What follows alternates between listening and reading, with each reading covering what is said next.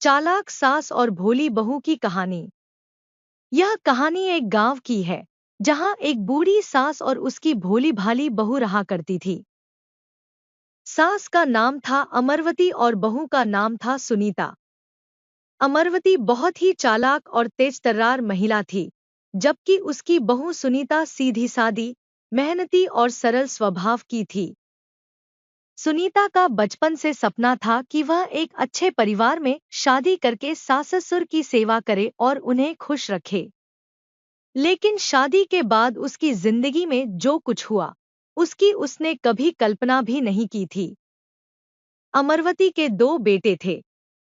बड़े बेटे की शादी पहले ही हो चुकी थी और वह दूसरे गांव में रहता था। छोटा बेटा रघु अपनी माँ का लाडला था, इसलिए शादी के बाद भी अपनी माँ के साथ ही रह रहा था। जब रघु ने सुनीता से शादी की तो उसकी माँ को लगा कि अब उसकी जिंदगी में बहू आ गई है, तो वह सारे काम संभाल लेगी और अमरवती को बस आराम मिलेगा। लेकिन इसके विपरीत सास की चालाकी और बहू की भोलापन से उनकी जिंदगी में कई ट्विस्ट और टर्न्स आए।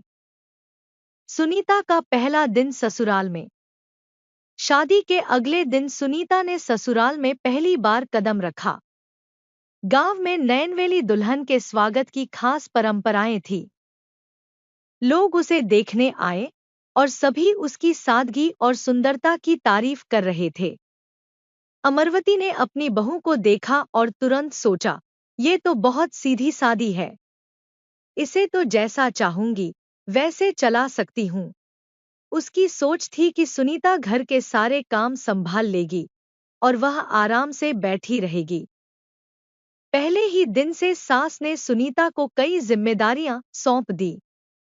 उसने कहा, सुनीता, अब तुम इस घर की बहू हो और तुम्हारी जिम्मेदारी है कि तुम इस घर का सारा काम देखो। सुनीता ने सिर हिलाकर हामी भर दी और पूरी निष्ठा से काम में लग गई। सुनीता ने कभी किसी से शिकायत नहीं की और हर काम को बिना किसी हिचकिचाहट के करती रही। सास की चालाकी। अमरवती को अपनी बहू की मेहनत और निष्ठा देखकर खुशी होनी चाहिए थी, परंतु वह हमेशा उसे परेशान करने के नए नए तरीके ढूंढती रहती थी। वह चाहती थी कि सुनीता दिन रात काम में लगी रहे और उसे कभी आराम न मिले।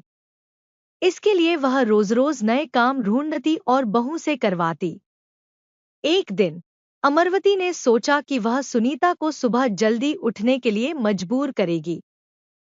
उसने बहू से कहा, सुनीता, अगर तुम्हें इस घर में रहना है तो तुम्हें सूरज उगने से पहले उठकर घर के सारे काम पूरे करने होंगे। सुनीता ने उसकी बात मानी और अगले ही दिन से सूरज उगने से पहले उठने लगी। वह पूरे घर का सफाई करती, खाना बनाती और सारे काम निपटा देती।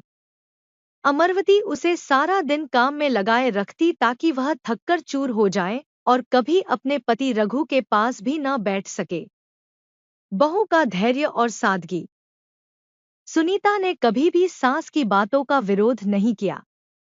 वह हर काम को खुश होकर करती, चाहे कितना भी मुश्किल क्यों न हो। सास की डांट फटकार सुनकर भी वह मुस्कुराती रहती और पूरी निष्ठा से घर का काम करती। धीरे धीरे गांव वालों को भी सुनीता की मेहनत और सादगी का पता चलने लगा।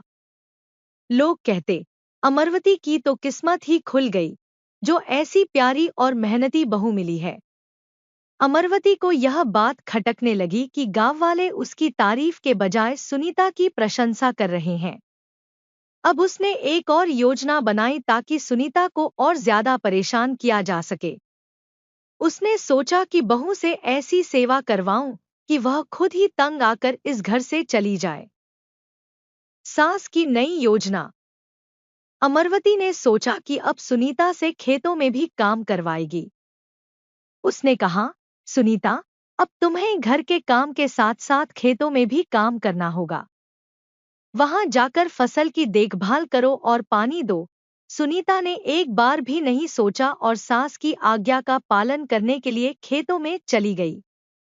वह सुबह से शाम तक खेतों में काम करती और फिर घर लौटकर घर के काम निपटाती। रघु ने कई बार अपनी माँ से कहा कि सुनीता पर इतना काम न ला दे, परंतु अमरवती ने उसकी एक भी न सुनी। उसने बेटे को कहा, रघु, यह हमारी बहू है और इसे घर के हर काम की आदत डालनी होगी। इसे काम करने में ही घर की असली इज्जत है। रघु भी चुप हो गया और उसने सोचा कि उसकी माँ ठीक कह रही होगी। बहू की सच्चाई। एक दिन गांव में मेला लगा था। सुनीता बहुत दिनों से थकी हुई थी और उसने सोचा कि वह भी थोड़ा मेला देखने जाएगी। लेकिन जैसे ही उसने यह बात सास को बताई, अमरवती गुस्से में आ गई और बोली, तुम्हें मेला देखने की क्या जरूरत है?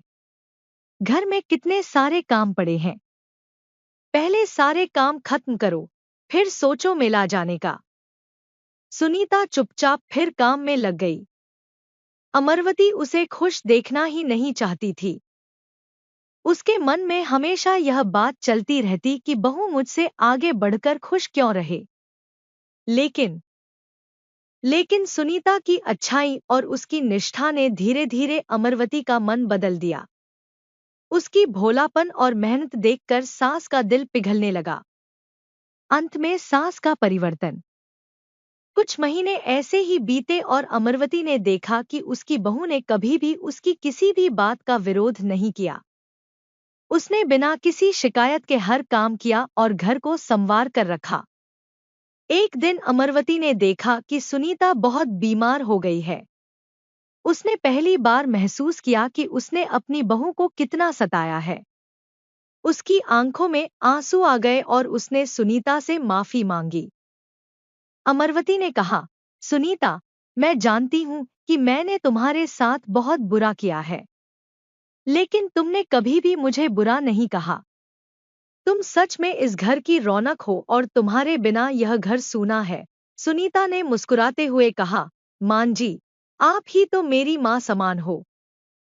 आप जो भी कहेंगी, मैं खुशी से करूंगी।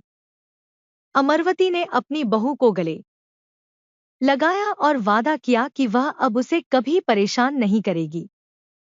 इसके बाद दोनों ने मिलकर घर के काम किए और खुशी खुशी रहने लगे।